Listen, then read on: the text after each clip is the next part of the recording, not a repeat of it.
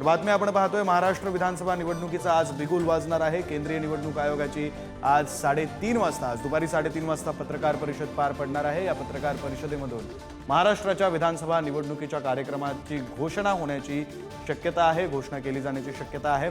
आज दुपारी 3:30 वाजता केंद्रीय निवडणूक आयोगाची ही पत्रकार परिषद पार पडणार आहे। अत्यंत महत्त्वाची बातमी आपण पाहतोय।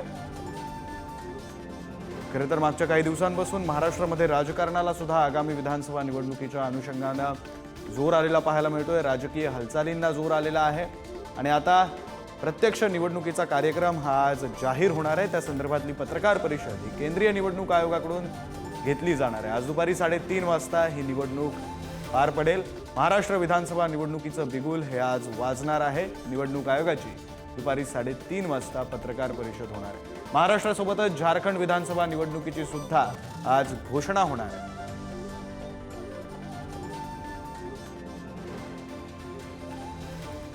भाजपचे नेते अतुल भातखळकर आपल्यासोबत फोन लाईनवरून जोडले गेलेत, त्यांच्याशी बातचीत करूया। अतुलजी, आज निवडणुकीची घोषणा होते, भाजप तयार आहे, महायुती तयार आहे निवडणुकीच्या या कार्यक्रमाच्या घोषणेसाठी आणि एकंदरीतच निवडणुकीसाठी? 110% भारतीय जनता पार्टी महायुती महाराष्ट्राच्या विधानसभेच्या निवडणुकीकरता सज्ज आहे। जे लोक निवडणुका पुढे ढकलल्या जातील असे म्हणत होते ती लोक आज तोंडावर आपटलेली आहेत, कारण त्यांना मुळातच महाराष्ट्रात निवडणुका नको होत्या। कारण त्यांच्या कारकिर्दीत त्यांनी स्थानिक स्वराज्य संस्थांच्या निवडणुका या पुढे ढकलल्या कोविडच्या नावाखाली आणि तिकडे सर्वोच्च न्यायालयात खटले दाखल करून निवडणुकांना स्थगिती घेतली। भारतीय जनता पार्टी महायुती महाराष्ट्राच्या विधानसभेच्या निवडणुकीकरता तयार आहे। मला पूर्ण विश्वास आहे की महाराष्ट्राच्या या विधानसभा निवडणुकीमध्ये पुन्हा एकदा भारतीय जनता पार्टी महायुतीचं सरकार प्रचंड बहुमताने निवडून येईल। मला खरं तर त्याच मुद्द्याकडे यायचं होतं। माझा पुढचा प्रश्न हा तोच असणार होता की विरोधकांकडून टीका केली जात होती की भाजपला निवडणुका नको आहेत, भाजप निवडणुका पुढे ढकलू पाहतंय, महायुती पुढे ढकलू पाहतंय। अहो, ज्या विरोधकांनी सत्तेमध्ये असताना कोविडच्या नावाखाली स्थानिक स्वराज्य संस्थांच्या निवडणुका पुढे ढकलल्या, कोविडच्या लाटेमध्ये बिहारची विधानसभेची निवडणूक झाली, पश्चिम बंगालची विधानसभेची निवडणूक झाली, पण यांना नवी मुंबई वसई विरारच्या महानगरपालिकेच्या निवडणुका यांनी पुढे ढकलल्या उद्धव ठाकरेंनी। याचं उत्तर त्यांनी द्यावं।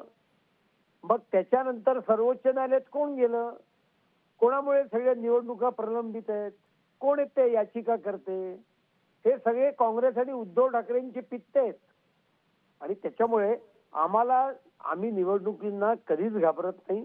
महाराष्ट्रामध्ये निवडणुका होणारच होत्या, त्या होत आहेत। आपण सांगितल्याप्रमाणे आज ते जाहीर होतील। आम्ही सज्ज आहोत। भारतीय जनता पार्टी आणि महायुती या निवडणुकीकरता पूर्ण ताकदीने सज्ज आहोत। आमचा 2.5 वर्षाचा कामकाज हे महाराष्ट्राची जनता पाहते। विकासाभिमुख अशा प्रकारचं सरकार आहे आणि आम्ही पुन्हा एकदा या निवडणुकीत प्रचंड बहुमताने निवडून येऊ। बरं अतुलजी, आता आज निवडणुकीचा कार्यक्रम जो आहे तो जाहीर होईल, त्यानंतर प्रचाराला वेग येईल। प्रचारामध्ये नेमके कोणते मुद्दे हे भाजपकडून महायुतीकडून सातत्याने आणि प्रामुख्याने समोर ठेवले जातील? जनतेसमोर कोणते मुद्दे मांडले जातील? कोणत्या मुद्द्यांवर ही निवडणूक भाजप लढवणार आहे? प्रचाराचा आमचा प्रमुख मुद्दा हा असणार आहे की उद्धव ठाकरेंचं 2.5 वर्षाचं अंधार युग, त्याच्यासमोर 2.5 वर्षाचं आमचं भाजपा महायुतीचं विकासाचं जे पर्व आम्ही महाराष्ट्रामध्ये आणलेलं आहे। मग जलयुक्त शिवारच्या योजना असतील, मोठमोठे रस्ते असतील, विकास कामं असतील, लाडकी बहीणसारखी योजना असेल, शेतकऱ्यांना मदत करणाऱ्या गोष्टी असतील। आणि त्यामुळे एकीकडे अतुलजी काही मिनिटं तुम्हाला थांबवतो, कारण तुम्ही ज्यांच्यावर आरोप केले, ज्यांच्या पक्षावर आरोप केले ते ठाकरेंच्या शिवसेनेचे नेते अरविंद सावंत आपल्यासोबत आहेत। आपण त्यांच्याकडे जाऊया। अरविंदजी, 2 महत्त्वाचे विधानं आता अतुल भातखळकर यांनी केलेत। त्यांनी असं म्हटलंय की ठाकरेंनी स्थानिक स्वराज्य संस्थांच्या निवडणुका या कोविड काळात होऊ दिल्या नाहीत, आणि दुसरं त्यांनी असं म्हटलंय की 2.5 वर्षात ज्यावेळी उद्धव ठाकरे मुख्यमंत्री होते त्यावेळी काळा काळ होता महाराष्ट्रामध्ये, असं त्यांनी म्हटलंय। उभ्या देशात नव्हे उभ्या जगतात कोविड होता बरं का. तो काळा काळ कोणाच्या राज्यात होता, तो फक्त महाराष्ट्रात नव्हता, तो देशात होता. तो देशाच्या पंतप्रधानांच्या राज्यात पण काळा काळ होता, कळलं का. हं. पण महाराष्ट्र त्याच्यात वेगळा दिसून आला, कारण आदरणीय उद्धवजींनी महाराष्ट्रात लोकांचे प्राण वाचवले. तेव्हा गंगेत तुतडी भरून प्रेत वाहत होती. गंगा प्रेत घेऊन तुतडी भरून वाहत होती बरं का. आणि गुजरातमध्ये प्रेत पडत होती अँब्युलन्स बंद. तेव्हा महाराष्ट्रात प्राण वाचवणारा मुख्यमंत्री होता, त्यांचं नाव आहे उद्धवजी बाळासाहेब ठाकरे. बरं. त्यामुळे त्या 2.5 वर्षातली 2 वर्ष कशात गेली ह्या उभ्या महाराष्ट्राला कल्पना आहे. पण महाराष्ट्राला सगळ्यात त्याचा आदर आहे, कारण महाराष्ट्रात लोकांचे प्राण वाचवले गेले. हं. गरिबांना त्या काळात सुद्धा स्वस्तात धान्य मिळालं, धान्य मिळालं, जेवण मिळालं. शिव योजना होती ना, शिवभोजन योजना ती त्यात दिलती लक्षात घ्या. बरं अरविंदजी, आता निवडणुकांची जी घोषणा आहे ती आज दुपारी होऊ शकते, विधानसभा निवडणुकांची. कोणत्या मुद्द्यांवरून ठाकरेंची शिवसेना आणि महाविकास आघाडी या निवडणुकीला सामोरं जाणार आहे? कारण अतुल भातखळकर यांनी असं म्हटलं की 2.5 वर्षात जो काळा काळ होता तो मुद्दा सुद्धा आम्ही मांडणार आहोत आणि मग आम्ही जी कामं केली ती मांडणार आहोत. कशात गेली होती? शेतकऱ्यांचं कर्जमुक्त एका मिनिटात करणारे उद्धवजी ठाकरे आहेत, लक्षात घ्या. आणि शेतकऱ्यांची आत्महत्या करायला लावणारे हे सरकार आहे. त्यामुळे मुळात संबंध देशामध्ये शेतकऱ्यांनी किती आत्महत्या केल्या आहे ही आकडा घेतला तर कळेल तुम्हाला की कोणाचा काळा काळ होता आणि कोणाचा. बेरोजगारांची संख्या, महिलांवरचे अत्याचार, हे सगळं कुठल्या काळात घडलंय ते बघा.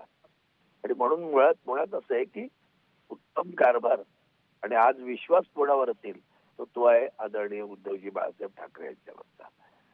आणि म्हणून ह्या निवडणुकीला रेवड्या उडवण्यापेक्षा महाराष्ट्राला लाचार करणाऱ्यांपासून आणि महाराष्ट्राची लूट करण्यापासून महाराष्ट्राला सावरण्यासाठी महाविकास आघाडीचं सरकार येणं आवश्यक आहे. महाराष्ट्राची जनताची जी वाट पाहत आहे. मुंबई महापालिका आणि इतर निवडणुका, या सगळ्या जिल्हा परिषदांच्या निवडणुका ज्यांनी घेतल्या नाहीत ते उलटा चोराच्या उलट्या बोमा म्हणतात, तसं ते सुरू आहे. पण त्याच्यानंतर 2.5 वर्षात तुम्ही आहात ना, मग असं क्षणभर धरूया, 2.5 वर्षात तुम्ही काय केलं, का घेतल्या नाही, आहे उत्तर. आणि म्हणून सांगतो तुम्हाला, हे स्वतःच झाकून ठेवणार, दुसऱ्याचं वाकून पाडणारी लोक आहेत. त्यामुळे त्याच्यामुळे फारशी दखल न घेता येणाऱ्या निवडणुकीत महाराष्ट्रात स्वाभिमानी महाराष्ट्र धर्माला जाणणारं सरकार उभं करणं आवश्यक आहे. ते काम आमच्याकडनं केलं जाईल एवढं आम्हाला निश्चित वाटतं. बरं, धन्यवाद अरविंद सावंतजी, आमच्याशी बातचीत केली त्याबद्दल. अतुल भातखळकर भाजपचे नेते सुद्धा आपल्यासोबत होते, त्यांचेही धन्यवाद. तर या दोन्ही नेत्यांच्या प्रतिक्रियेवरून एकंदरीत महाराष्ट्राची निवडणूक ही आरोप प्रत्यारोपांनी प्रचार रंगणार आहे इतकं मात्र स्पष्ट झालंय. आपले प्रतिनिधी शिवाजी काळे पुन्हा एकदा आपल्यासोबत आहेत, त्यांच्याकडे जाऊया. शिवाजी, आज दुपारी पत्रकार परिषद पार पडते, काय घोषणा या निवडणूक आयोगाच्या पत्रकार परिषदेमध्ये होऊ शकते? साधारण 1 टप्पा 2 टप्पे या व्यतिरिक्त काही महत्त्वाचे मुद्दे, किती मतदार आहेत या संदर्भातली आकडेवारी सुद्धा मांडली जाऊ शकते?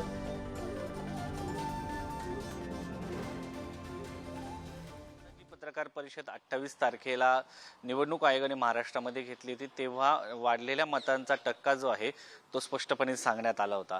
आता खऱ्या अर्थानं महाराष्ट्रामध्ये उत्सुकता ही असणार आहे, मतदान कधी पार पडणार, निकाल कधी लागणार आणि किती टप्प्यामध्ये ही निवडणूक होणार, हे सगळे प्रश्न महाराष्ट्राच्या जनतेला लागलेले आहेत.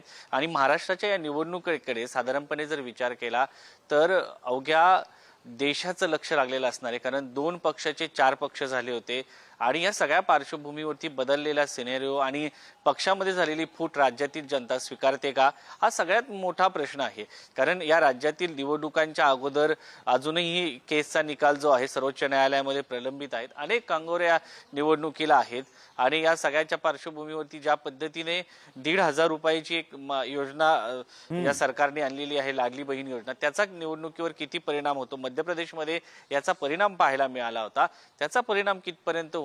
सुरुवातीला केंद्र सरकारतील नेते या सगळ्या योजनांना रेवडी म्हणत होते, मात्र शेवटी त्याच योजनांवरती आता या सरकारला देखील यावं लागलेलं आहे. तर या मध्यमवर्गीयांसाठी ही निवडणूक तितकीच महत्वाची आहे. त्याचबरोबर गोरगरीब जनतेसाठी ही निवडणूक अत्यंत महत्वाची। एका व्यक्तीने असं म्हटलं होतं की जब जब चुनाव आता है तो गरीब की थाली में पुलाव आता है। त्यामुळं ऐन दिवाळीच्या सणाच्या पार्श्वभूमीवरती ही निवडणुकीची घोषणा होते। तर हे दिवाळीचं आहे मतदारांसाठी आणि त्या लक्ष्मीपूजन बरं चा शिवाजी, कालावधी तुमच्याकडून असल्यामुळं आणखी बराच तपशील आपल्याला जाणून घ्यायचा आहे। काही वेळासाठी तुम्हाला थांबवतो, कारण अजित पवारांच्या पक्षाचे नेते अमोल मिटकरी, प्रवक्ते अमोल मिटकरी आपल्यासोबत जोडले गेलेत।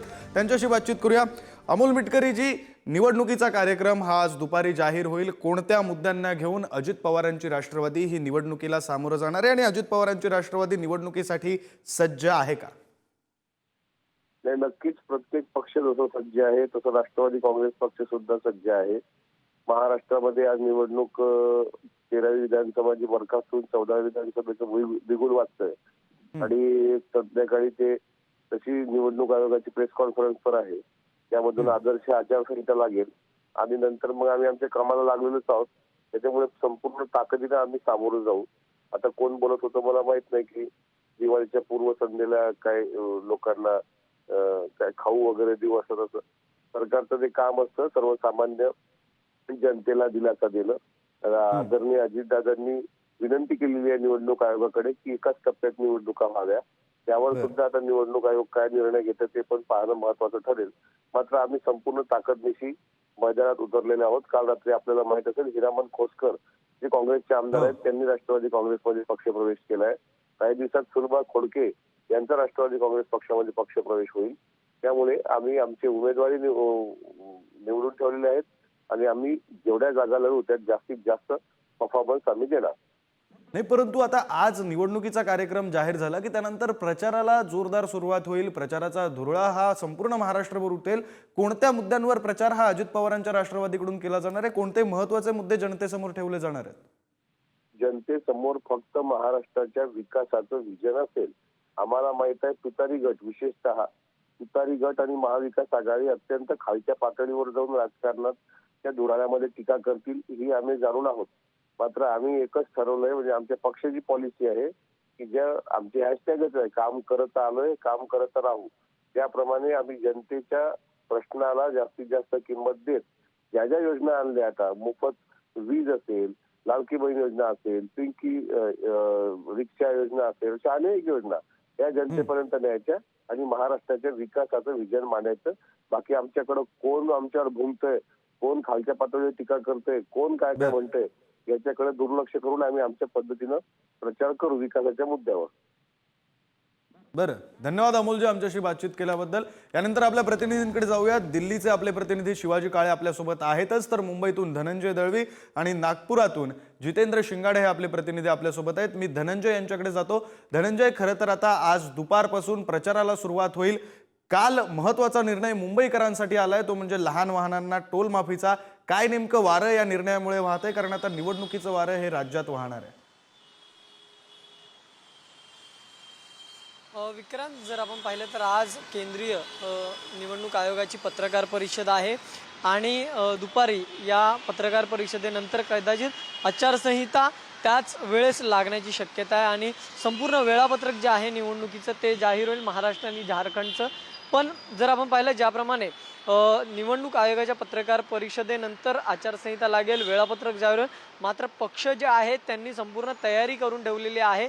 ज्या क्षणी तारखा जाहीर होतील त्या क्षणी जे आहे प्रचाराचा धुराळा उडायला खऱ्या अर्थाने महाराष्ट्रात सुरुवात होईल। आपण जर पाहिलं तर त्याआधी अनेक योजना ज्या आहेत त्या सरकारकडून योजना ज्या आहेत त्या सुरू करण्यात आल्या। त्यामध्ये कालच मंत्रिमंडळात निर्णय झाला की जी लहान वाहनं आहेत त्यांना मुंबईत प्रवेश करताना 5ही टोल नाक्यांवर मोफत टोल माफी देण्यात आलेली आहे आणि या निर्णयाचं स्वागत हे सगळ्याकडून होते, कारण की वेळेची बचत, इंधनाची बचत आणि सगळ्याच गोष्टी ज्या आहेत त्या यामधून सुखकर प्रवास जो आहे तो मुंबईकरांना करता येणार आहे। त्यामुळे मुंबईकरांकडून तर याचं स्वागत केलं जातं। त्याचबरोबर मुख्यमंत्र्यांनी सांगितलं की लाडकी बहीण योजना आहे, लाडका शेतकरी योजना आहे, त्याबरोबर आता लाडका प्रवासी योजना ही आम्ही प्रवाशांसाठी सुरू केलेली आहे। त्यामुळे 5 मुंबईतले जे टोल आहेत त्यावरून टोल माफी देण्यात आली। या सगळ्याचा आता खऱ्या अर्थाने फायदा या आगामी विधानसभा निवडणुकीत सरकारला होतो का हे पाहणं महत्त्वाचं असेल, कारण की एकीकडे बहिणींना 1500 रुपये दिले जातात, शेतकऱ्यांसाठी विविध योजना या राबवण्यात येतात. आता मुंबईकरांना प्रवाशांना टोल माफीचा निर्णय जो आहे तो करण्यात आलेला आहे. अशा सगळ्या गोष्टी ज्या आहेत याचा आगामी विधानसभा निवडणुकीत कसा फायदा होतोय पाहणं, कारण की आपण जर पाहिलं तर तशा अगदी प्रकारच्या खरं आहे धनंजय. जाहिराती खरं तर सुद्धा निर्णय अनेक विचारात घेण्यात आपल्याला आलेले आहेत, पाहायला घोषणा करण्यात मिळाल्या. आलेल्या आहेत, योजना राबवल्या जात आहेत. मात्र याचा निवडणुकीच्या अनुषंगानं मतदारांवर काय परिणाम होतो आणि मतदानामध्ये या सगळ्या गोष्टी परावर्तित होतात का हे पाहणं सुद्धा महत्त्वाचं असणार आहे. यानंतर मी जितेंद्र शिंगाडे यांच्याकडे जातो थेट नागपूरमध्ये. जितेंद्र, खरं तर विदर्भ हा महाराष्ट्रासाठी महत्त्वाचा आहे आणि तसाच तो महायुती आणि महाविकास आघाडी दोन्हीमध्ये असलेल्या राष्ट्रीय पक्षांनी त्याकडे लक्ष केंद्रित केलंय, काँग्रेस आणि भाजपनं. त्यामुळे विदर्भातलं राजकीय वारं सुद्धा महत्त्वाचं ठरणार आहे. नक्कीच विक्रांत, कारण महाराष्ट्रात निवडणुका होऊ घातलेल्या आहेत आणि आज त्याची शक्यताही आहे की आज ते जाहीर होतील. आता विदर्भाचा विचार केला तर विदर्भामध्ये विधानसभेच्या 62 जागा आहेत आणि महाराष्ट्राच्या सरकार सत्ता स्थापनेचा जो मार्ग जातो तो विदर्भातूनच जातो असं म्हणायला हरकत नाही. कारण विदर्भात ज्यांच्या जागा सर्वाधिक असतात त्यांना त्यांची सरकारमध्ये भागीदारी असते किंवा ते सत्तेत असतात असं आतापर्यंत दिसून आलेलं आहे. 2014चा विचार केला तर 62 पैकी 44 जागांवर भाजपला इथे यश मिळालेलं होतं. मात्र 2019च्या निवडणुकीमध्ये ते 33 एवढ्या जागावर घसरलेलं होतं.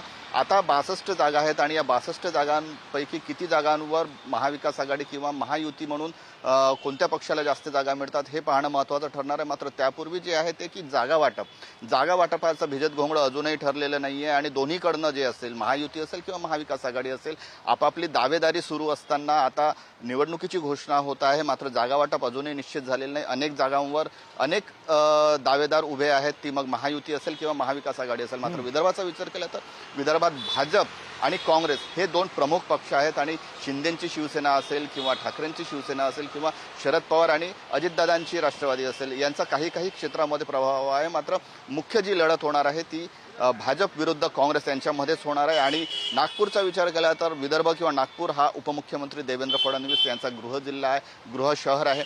महाराष्ट्रातील भाजपचे ते प्रमुख नेते आहेत. त्यांच्याशिवाय महाराष्ट्रातील भाजपचा पत्ताही हालत नाही असंही म्हटलं जातं. त्यामुळे त्यांच्यासाठी नक्कीच ही निवडणूक अतिशय महत्त्वाची आहे. आणि सध्या जे आपल्याला चित्र दिसून येत आहे की केवळ नागपूरच नाही, त्यांचा मतदारसंघच नाही तर संपूर्ण राज्यभरात देवा भाऊ अशा प्रकारचे होर्डिंग लागले आहेत वेगवेगळ्या मथळ्याखाली. मग ते सामाजिक असतील किंवा काही योजना असतील, सरकारी योजना असतील, त्यांच्या मथळ्याखाली. त्यामुळे देवेंद्र फडणवीस हेच या निवडणुकीतील भाजपचा महत्त्वाचा आणि प्रमुख चेहरा आहे एवढं मात्र निश्चित झालेलं आहे. कारण ज्या प्रकारच्या जाहिराती येत आहेत, ज्या प्रकारची होर्डिंग सुरू आहेत, त्यामुळे आज ही निवडणूक जाहीर होणार आहे. या निवडणुकीचा आचारसंहिता लगेचच लागू होणार आहे. त्यानंतर आता राजकीय पक्ष कशा प्रकारे आपले जे उमेदवार आहेत ते जाहीर करतात, कुठल्या जागा कुठल्या उमेदवाराला कुठल्या पक्षाला जातील हा तिढा मोठ्या प्रमाणात आहे. दोन्हीकडनं बाजूकडनं सांगण्यात येत आहे की 80% 90% जागा वाटप झालेल्या आहेत, त्यावरचा तोडगा निघालेला आहे. मात्र अजूनही कुठेही पेच सुटला नसल्याचं दिसून येतं आणि हाच उमेदवार जाहीर करणे आणि उमेदवार जाहीर केल्यानंतर कुठे जर बंडखोरी होत आहे तर ती शमवण्याचं आव्हान जे आहे ते दोन्ही बाजूकडे राहणार आहे. त्यामुळे आज होणाऱ्या निवडणूक आयोगाच्या पत्रकार परिषदेनंतर राजकीय पक्षांची काय भूमिका असते हे पाहणं तेवढंच महत्त्वाचं ठरणार आहे. खरं आहे जितेंद्र, धन्यवाद. तुम्ही सगळी सविस्तर माहिती देताय. आमच्यासोबत असेच जोडलेले रहा. धनंजय दळवी मुंबईतून आपल्यासोबत आहेत, नागपूरमधून जितेंद्र शिंगाडे, दिल्लीतून आपले दिल्लीचे प्रतिनिधी शिवाजी काळे आपल्यासोबत आहेत. यानंतर पुण्यामध्ये जाऊया. पुण्यातून आपले प्रतिनिधी बालाजी पोद्दार आपल्यासोबत आहेत, त्यांच्याकडून पुण्यातल्या परिस्थितीचा आढावा घेऊया. बालाजी, खरं तर आज निवडणुकीची घोषणा होऊ शकते. पुण्यातली राजकीय परिस्थिती नेमकी काय सांगते? पुण्यातल्या जागा वाटपाच्या चर्चा या नेमक्या कुठवर पोहोचल्यात? अगदी महायुती असेल, महाविकास आघाडी असेल किंवा मग आता नव्यानं सुरू झालेली तिसरी आघाडीचा पर्याय जो महाराष्ट्रासमोर ठेवलाय, या तिन्हीकडचा जागा वाटपाचं नेमकं सूत्र आतापर्यंत कितपत ठरलंय पुण्यापुरतं? नक्कीच तिन्ही जागा वाटपाचं जे सूत्र आहे, तिन्ही महाविकास आघाड्यांचं किंवा महायुतीचं, ते रनिंग सीट ज्या आहेत त्या पक्षाला सोडण्यात येणार आहेत आणि बाकीच्या सीटवरती जे आहे ते आणखी चर्चा चालू आहे. खरं तर आचारसंहिता लागल्यानंतर सुद्धा तिकीट मिळेपर्यंत अंतिम ह्या सगळ्या चर्चा सुरू असतील. मात्र पुण्याचा विचार करता पुण्यामध्ये राष्ट्रवादी शरद पवार पक्ष आणि प्रामुख्याने भाजपा या दोघांमध्ये मुख्य लढत आहे. त्यानंतर इतर पक्षांची आहे, कारण इतर पक्षांना पुण्यामध्ये कमी जागा देण्यात येणार आहेत. अस्तित्व तसं उद्धव बाळासाहेब ठाकरे पक्षाचं सुद्धा कमी आहे आणि एकनाथ शिंदे यांच्या पक्षाचं सुद्धा कमी आहे. त्यामुळे या दोघांमध्ये मुख्य लढत आहे. तसाच पश्चिम महाराष्ट्राचा विचार केला तर सोलापूर, सांगली, सातारा आणि आज कोल्हापूर या ठिकाणी सुद्धा अजित पवारांची राष्ट्रवादी आणि शरद पवारांची राष्ट्रवादी यामध्ये खरी लढत आहे. कारण या ठिकाणी मोठ्या प्रमाणात शरद पवारांच्या राष्ट्रवादी पक्षामध्ये मोठं इन्कमिंग सुरू झालेलं आहे. मात्र तिकीट वाटपामध्ये याची अडचण जी आहे ती होणार आहे आणि ती अडचण दूर कशी करतात हे सगळे पक्ष पाहावं लागेल. मात्र काल राज्य सरकारने केलेल्या योजनेचा किती परिणाम होतो किंवा विरोधी पक्षांनी जे इन्कमिंग सुरू केलेलं आहे, आपल्या पक्ष मजबूत करण्याचं काम केले, त्याचा परिणाम किती होतो हे पाहावं लागेल. मात्र भाजपाचा जो मुख्य पश्चिम महाराष्ट्रातला बेस होता तो शरद पवारांच्या राष्ट्रवादीतले अनेक नेते जे आहेत ते भाजपामध्ये 2014 पासून होते. मग ते निंबाळकर घराणे असेल, धैर्यशील मोहिते पाटील घराणे असेल, त्याचबरोबर साताऱ्यांचं उदयनराजे यांचं घराणे असेल. त्यानंतर मात्र काही राजे घराणे जे आहेत ते परत गेले. त्याचा परिणाम या निवडणुकीत निश्चित दिसणार आहे आणि त्याचा परिणाम किती होतो हे सुद्धा या तिन्ही पक्षांना याचा सगळा विचार करावा लागणार आहे. पश्चिम महाराष्ट्रावर विशेषतः भाजपाचे देवेंद्र फडणवीस जी यांचं जी पकड आहे ती सैल होते का असा प्रश्न निर्माण झालाय. मात्र मुख्य लढत जी आहे ते भाजपा आणि राष्ट्रवादी शरद पवार पक्ष, अजित पवार राष्ट्रवादी काँग्रेस पक्ष यामध्येच होऊ शकते. कारण याच पक्षाचे जास्त आमदार जे आहेत ते पश्चिम महाराष्ट्रात आहेत आणि ठरलेल्या फॉर्म्युल्यानुसार जी जागा ज्या पक्षाची आहे त्या जागा पक्षाने लढवायच्या आहेत. अगदी खरं काही आहे जागावर बालाजी. खरं तर अदलाबदल पश्चिम होऊ महाराष्ट्राविषयी शकते. तुम्ही बोलताय. मात्र पश्चिम महाराष्ट्राविषयी बोलताना सर्वसामान्यपणे असं म्हटलं जातं की सहकार क्षेत्र आणि विधानसभेची निवडणूक हे पश्चिम महाराष्ट्रापुरते तरी एकमेकांच्या हातात हात घालून चालतात. धन्यवाद तुम्ही दिलेल्या या सविस्तर माहितीसाठी. यानंतर पुन्हा एकदा जाऊया नवी दिल्लीमध्ये. आमचे प्रतिनिधी शिवाजी काळे आपल्यासोबत आहेत. शिवाजी, पत्रकार परिषदेच्या संदर्भातले काही अपडेट समोर येत आहेत का? आणि दिल्लीतून महाराष्ट्राच्या विधानसभा निवडणुकीकडे पाहताना नेमकं कशा प्रकारे हे चित्र दिसतंय? गेल्या निवडणुकीवर जेव्हा आपण नजर टाकतो तेव्हा 21 ऑक्टोबरला मतदान झालं होतं एकाच टप्प्यात आणि 24 ऑक्टोबरला निकाल लागला होता. त्यावेळेस देखील आता सत्तेत असलेले छगन भुजबळांनी काही शंका उपस्थित केल्या होत्या ईव्हीएम बाबत आणि या निवडणुकीमध्ये देखील ईव्हीएम बाबत पुन्हा एकदा शंका उपस्थित होतील. मात्र महाराष्ट्राच्या निवडणुकीकडे जेव्हा आपण पाहतो तर आतापर्यंत हा जो कालावधी साधारणपणे देण्यात आलेला आहे निवडणुकीच्या अगोदरचा 45 दिवसांचा, या अगोदर 2014ला जेव्हा राज्यामध्ये काँग्रेस राष्ट्रवादीचं सरकार होतं तेव्हा 38 दिवस अगोदर निवडणूक घोषणा जी होती ती झाली होती. म्हणजे 45 दिवसाचा जो आपण साधारणपणे कोरम म्हणतो तो काही या ठिकाणी पाळताना आपल्याला पाहायला मिळाला नव्हता. आणि दुसरीकडे जर पाहिलं तर गेल्या वेळेच्या विधानसभा निवडणुकीचा विचार केला तर त्यामध्ये मात्र हा 2019च्या निवडणुकीमध्ये हा जो कालावधी होता तो गृहीत धरताना पाहायला मिळाला होता. आजपासून आचारसंहितेची घोषणा होणार आहे, त्यामुळे राजकीय नेत्यांना काही नवीन घोषणा ज्या आहेत त्या करता येणार नाहीये हे निश्चितपणे आहे. मात्र सगळ्यात महत्वाचं हे असणार आहे की महाविकास आघाडीचा ज्या पद्धतीने नरेटिव्ह मध्ये पुढे असताना पाहायला मिळतं. मात्र राज्याचे उपमुख्यमंत्री देवेंद्र फडणवीस यांनी जेव्हा काल पत्रकारांशी बातचीत केली तेव्हा त्यांनी असं सांगितलं की ग्राउंड झिरोवरती तुम्ही जर गेला तर लोकांमध्ये वेगळं परिवर्तन आहे.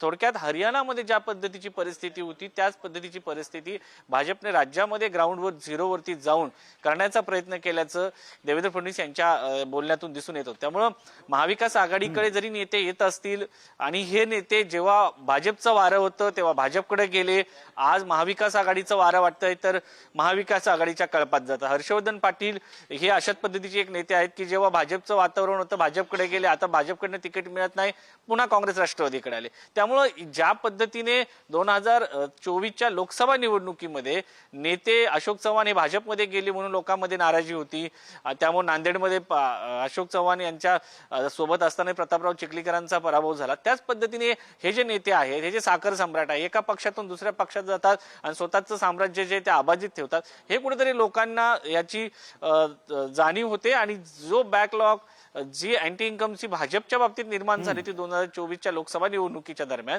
ती अँटी इन्कमसी महाविकास आघाडीच्या बाबतीत निर्माण होईल का अशी एक शंका उपस्थित होते. दुसरा मुद्दा म्हणून जर पाहिलं तर लाडली बहीण योजनेचा मोठा फायदा या सरकारला होईल आणि साधारण जर विचार केला तर टक्केवारी जी आहे ती अत्यंत कमी होती लोकसभा निवडणुकीची आणि विधानसभा निवडणुकीची. त्या दृष्टिकोनातून जर पाहिलं तर या सगळ्यांच्या दृष्टिकोनातून जर पाहिलं तर निवडणूक ही जी आहे ती टफ असणार आहे. आणि आता संजय राऊत येत आहेत, ते बोलतील माध्यमांशी, तर त्यांच्याकडे आपण जातोय.